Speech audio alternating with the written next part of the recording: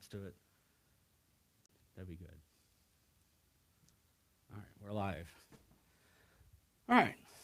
Well, as I've been saying, this message has been kind of building my heart.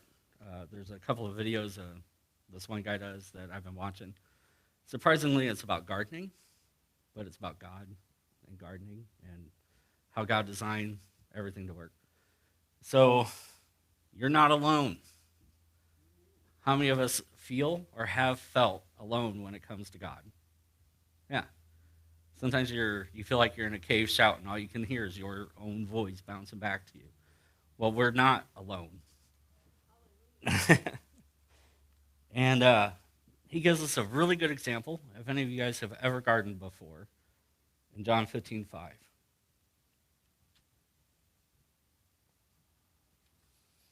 He says, I am the vine, you are the branches. If you remain in me and I in you, you will bear much fruit. But apart from me, you can do nothing. And if you picture this, how many of you grown tomatoes before? All right, so you got a branch, you got a tomato, maybe 2 or 3.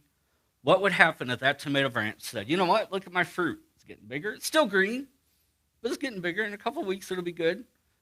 I don't think I need that trunk anymore. I'm just going to go do all my own thing. But what's going to happen to those tomatoes? Are they ever going to turn red? No.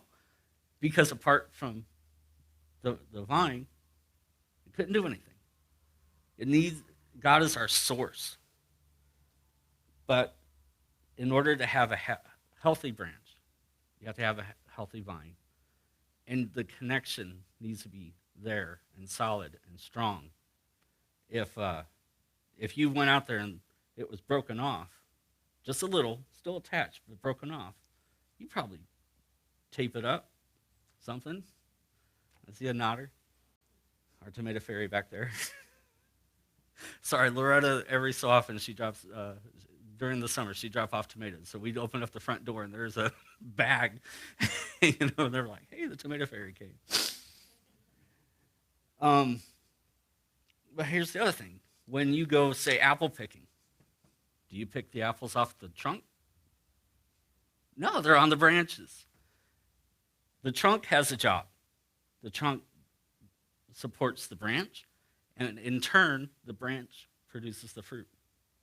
And as long as the trunk is healthy, the branch is attached, everything can go well and continue and bear fruit. But without the branch,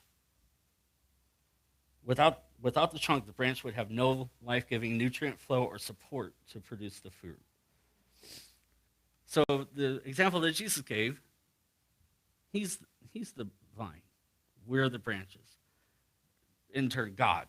God is the vine, and we're the branches. And God is strong. He's established. He's secure. He's everlasting. He's faithful. He's unfailing. He's a sure foundation, and he's a constant friend. So, in my life, sometimes I start to take God for granted. And I think of me, and there's God. Well, there's God. And when I talk to him, I'm talking to him like he's over there. But the thing is, he's right here, where he should be. And if he isn't, it's not his fault. Right? I heard a sermon one time. It was God is the God of the great, and he's the God of the small alike.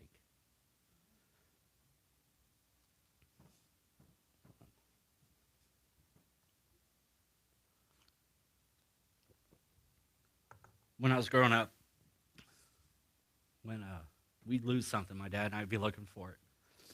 He would say, God, have it shout out, here I is. And you know what's funny? It's every time we'd find it like that. Well, one day, we were having a yard sale. And of course, you got your marker. You're out there marking your prices. And I turned around and I couldn't find the cap. which is bad because if you want to keep using that marker, you need that cap.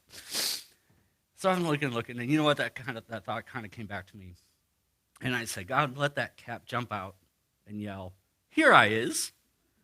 And you know what? I found it, but God convicted me. He said, "You'll ask to find that marker cap, but you won't ask me for things in your day-to-day life." If I care about that marker cap, don't you think I care about everything else? He's the God of the great and the small alike. He is our refuge.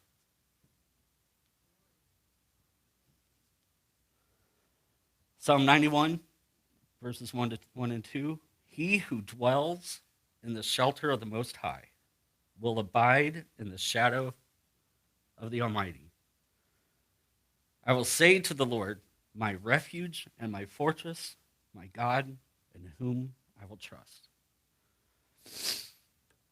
So the videos I've been watching, this man, I don't know where he lived originally. Oh, he lived in California. He and his wife bought some property up in western Washington in the peninsula in the Olympia Forest. And they went up there, built their house, and he'd always been a farmer. His parents had gardens and stuff, so he's always had gardens. And he was an arborist, a master arborist. So while he's there, he's like, I'm going to plant a garden. House is being built. He's planting the garden.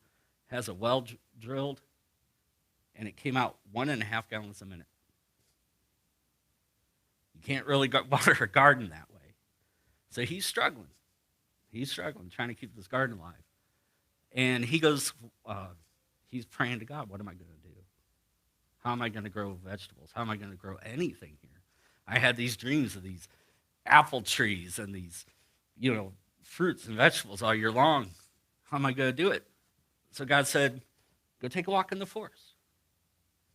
So he's hiking in the forest, and he notices he's walking, and the ground's wet. It wasn't wet in his yard. Anyway, I'll give you the link to what happened. But God was using that. The leaves and branches were falling. They were laying on the ground of the floor, of the forest floor, and they were catching the rain. They were absorbing it. And when it get dry, the ground would absorb it. But when it rained, it would hold it. And that was the secret. He covered his garden in wood chips. Anyway, the same guy, he wanted a small ornamental tree. So he picked a Japanese maple. Anyone familiar with a Japanese maple? How big are they? Maybe. So he picked one. Let's see. He said the one he picked out at the most would grow to be 8 feet. After 5 years, it was 18 feet tall. And it was in a part of his area of his property that he didn't go to very often, or he just didn't pay attention to it. And he's sitting there looking at it one day, and he's like, God, how did an 8-foot tall tree get so tall? And God said, well, look where you planted it. So he was looking, and he didn't plant anything around it. It was the only thing in this section. And he's sitting there looking. So he backed up and he looked up. Western Washington have very tall trees. And he had planted it under a sequoia. So it was under the branches of the sequoia. And God said those branches served as a blanket. So when the winter came, it had a buffer. It was warmer under those branches than if he had planted it out in the middle of the field. The snow didn't really hit the tree. It had the shelter. And this story is what started this in my mind.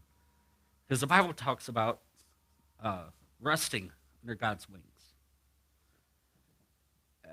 Anybody have chickens? Anybody ever had baby chickens? Where do those baby chickens like to hide? Right under the mom. And that's what that tree was. That's what that tree was doing.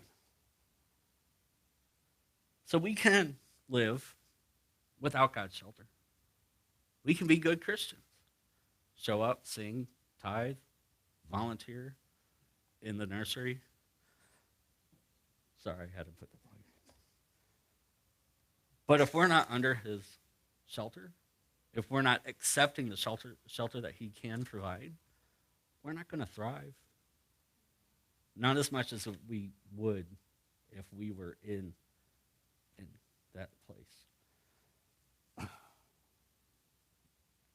That we used to sing a song called Abiding in the Vine. Anybody remember that? Abiding in the Vine? Yeah. And that's the thing. It's not just being attached. It's not touching every so often. You can hug your wife once a week, and that's it. That relationship's probably not going to go anywhere. You need more contact than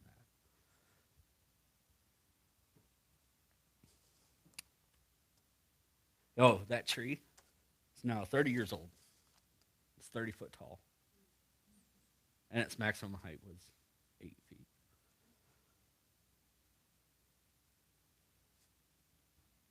And here's the harsh truth.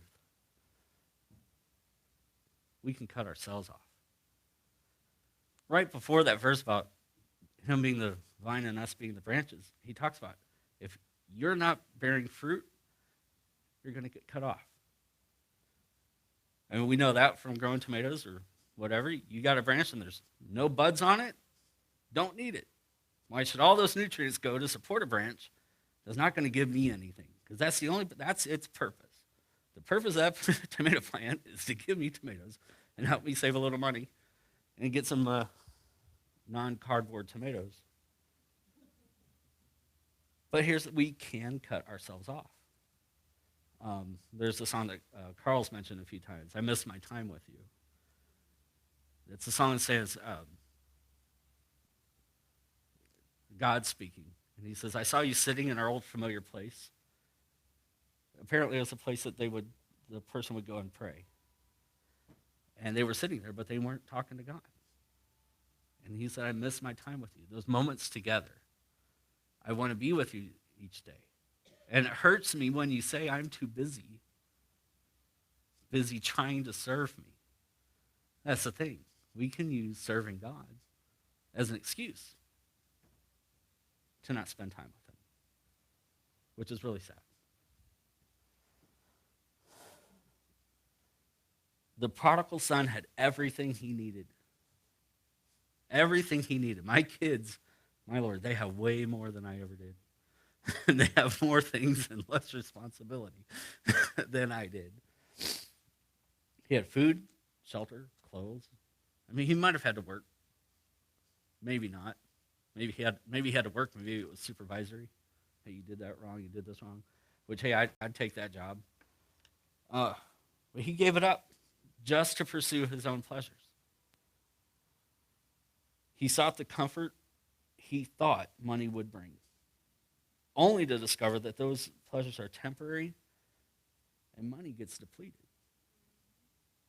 Well, here's the thing. God's eternal. God's eternal. How many times did God have to plead with Israel to turn back from their idolatry?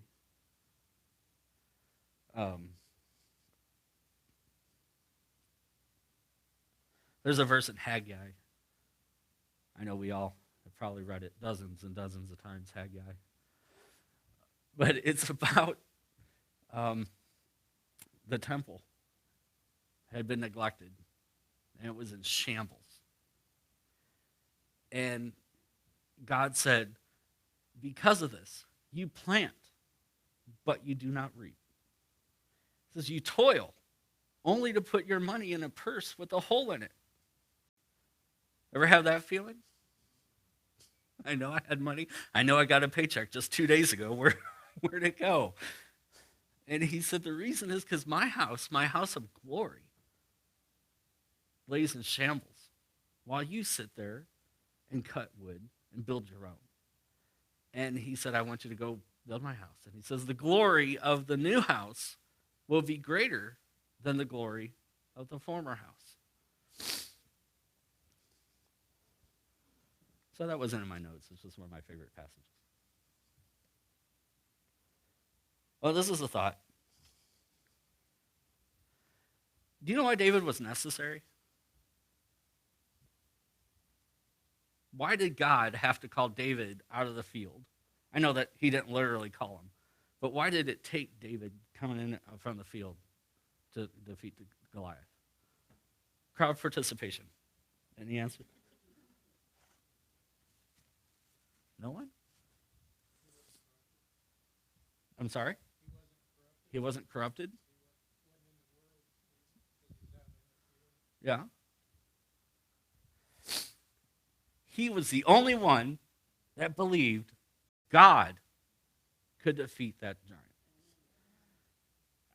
I should have looked it up, but apparently Goliath had been coming out for days. I don't know if it was 30 days or 60 days or something. Every day at noon, he was coming out saying, your God can't take me. Bring me your best warrior. Bring me your best. Let us fight together. And no one would, because no one believed it. But David had formed a habit that when a bear came, he trusted God. Because what did David tell Saul? He didn't say, look at these guns. I can do it. No. He said, the same God that delivered the lion and that delivered that bear into my hands will deliver this heathen into my hands.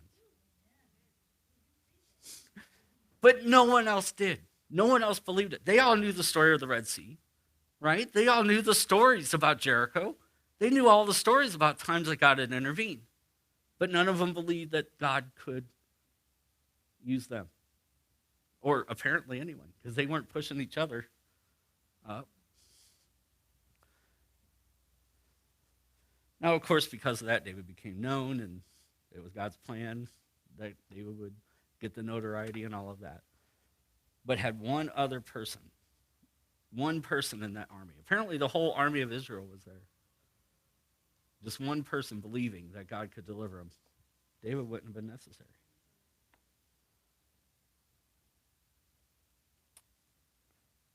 All right, I already touched on this a little bit. So we can be restored.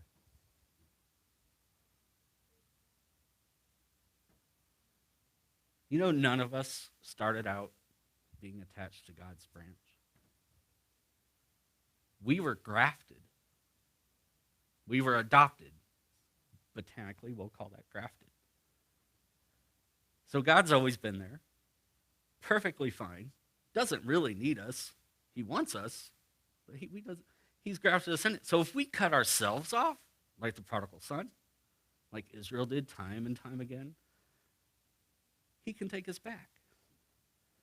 Or David. Everybody likes to, I don't think you have many sermons without mentioning David once or twice. But look what he did. It wasn't the lust. It was the pursuit and the steps he took. Killed a man. Took the man's wife. I don't know how many Israelites ended up dying because of that sin. But God grafted them back. God took him back. Think of Jonah. I mean, 3 days is bad. It could have been worse. Sorry, our youngest son's name is Jonah. And being pregnant, Stacy called herself a whale a few times. Stop saying that. But then in the Jonah story, who else got grafted? Who else got restored? Nineveh. Yeah, which is why Jonah was upset. I went through all this just for them not to get smitten. I want some Sodom and Gomorrah rain here. And of course, humanity. God created heavens and the earth. Adam and Eve, they sin. Adam blamed Eve, and they get judgment. So you're reading in Genesis 3, I believe. And while he's passing judgment, by the sweat of your brow will you eat food, and your labor pains will become worse. He said he immediately gives them a promise of a path to restoration. In the same paragraph, he says, yes, you're being cut off. Yes, I'm driving you out, but there's a way back.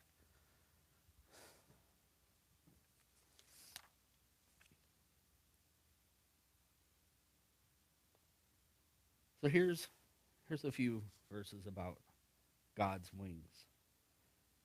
He will cover you with his pinions. I think those are feathers. And under his wings you may seek refuge. His faithfulness is a shield and bulwark. In Deuteronomy, like an eagle that stirs up its nest, they hover over its young. He spread his wings and caught them. He carried them on his wings. Psalm 17:8, keep me as the apple of the eye. Hide me in the shadow of your wings. Psalm 36:7, how precious is your loving kindness, O God. And the children of men take refuge in the shadow of your wings. Psalm 57:1, be gracious to me, O God. Be gracious to me. For my soul takes refuge in you, and in the shadow of your wings I will take refuge until destruction passes by. Psalm 61:4, let me dwell in your tent forever. Let me take refuge in the shelter of your wings. Psalm 63:7, for you have been my help, and in the shadow of your wings I sing for joy. Abiding in the vine, it's a tendency of mine to think of God as 911. Think of God as my payday loan.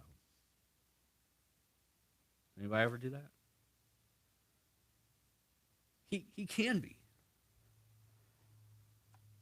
Hold on. Can you put up that first? No. The second verse, Psalm 91. He that dwells in the shelter of the Most High.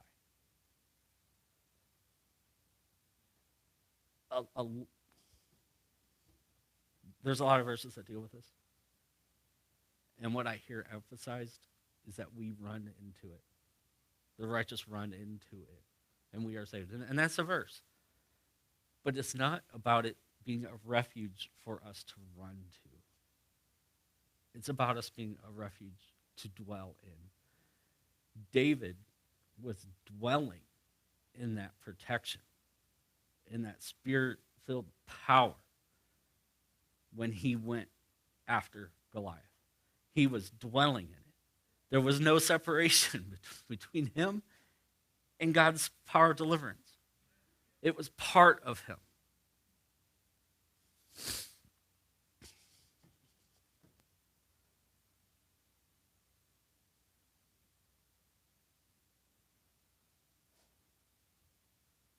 I just want to say, if you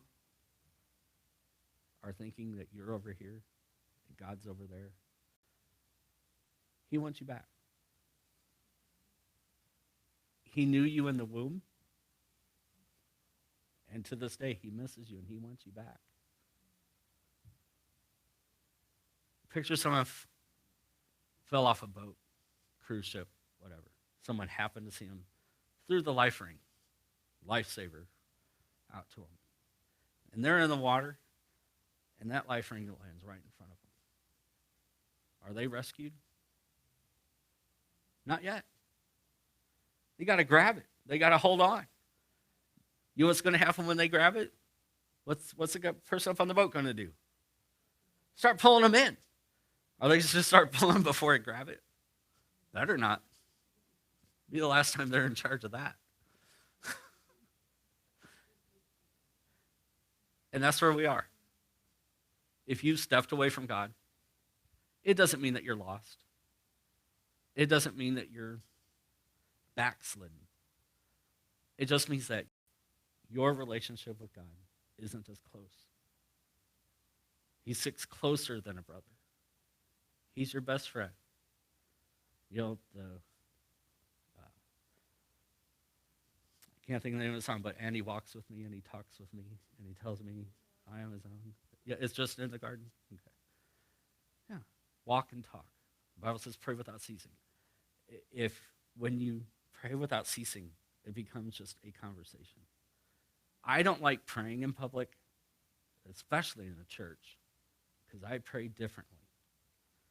I don't do the big trumpets and banners and, curly Q script. I talk to God. He's my dad. He's a better dad than my dad. He's a better dad than me.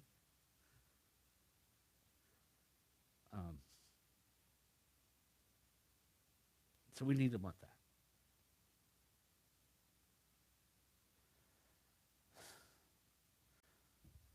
Well, for some reason, I thought this was really long. I should have used a bigger font. It would have been longer.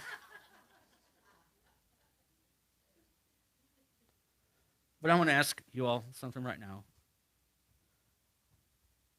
Do you want to be closer to him? Do you feel that tug?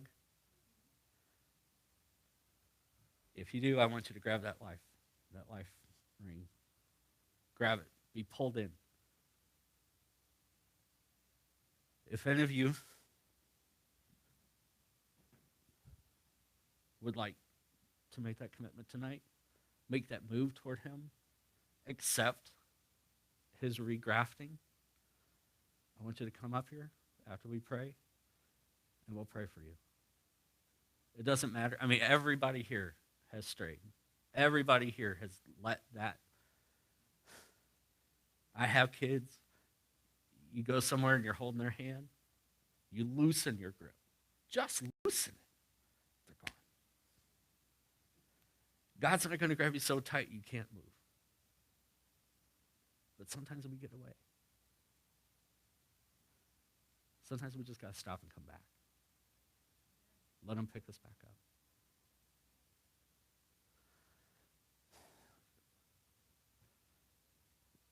If you would bow your heads, close your eyes.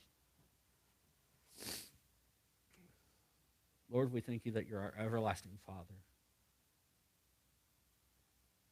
We thank you that you always want to be with us.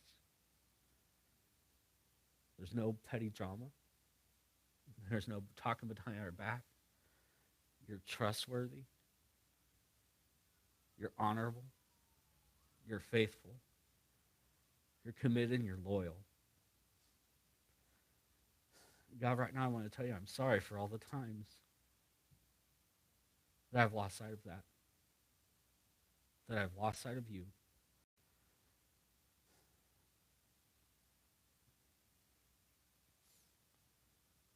God, I just ask that you let us sense that calling, that get back here. I miss you. I miss my time with you, God. Move us. Help us make the change in our life that we need to get back in the right place, to have the right relationship with you. Amen. Everybody watching online, you can send a message to us, whether it's on YouTube or Facebook. We'll be glad to answer it. If you want to talk on the phone, we'll be happy to talk to you, answer any questions if you have. We'll even help you find a church that's near to you that you can call and get a one-on-one if you're not in this area. But please, if God's calling you, accept the call. All right. Thank you. If any of you would like prayer, please come up. We're amongst friends. We're not just friends, we're brothers and sisters. We'll all be here.